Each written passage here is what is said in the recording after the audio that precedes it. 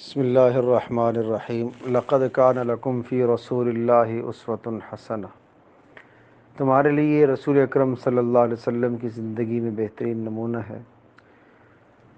اللہ تعالی مکارم اخلاق کو، اچھے اخلاق کو پسند کرتے ہیں۔ حضرت ابو ہریرہ رضی اللہ تعالی عنہ نے حضرت صلی اللہ علیہ وسلم سے پوچھا، اللہ کے رسول، کیا اللہ پاک مکارم اخلاق کو پسند کرتے ہیں؟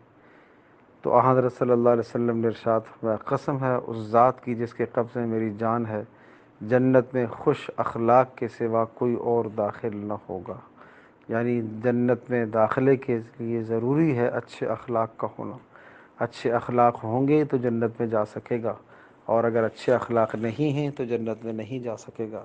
اس لیے اپنے اخلاق پر محنت کرنی چاہیے۔ اخلاقیات کا بہت بڑا باب ہے۔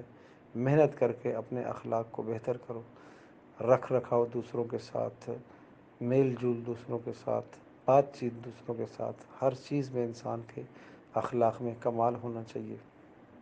شریعت کے دائرے کے اندر رہ کر دوسروں کی ضروریات کو پورا کرنا، دوسروں کو خوش رکھنا، یہ اعلیٰ اخلاق کی نشانی ہے۔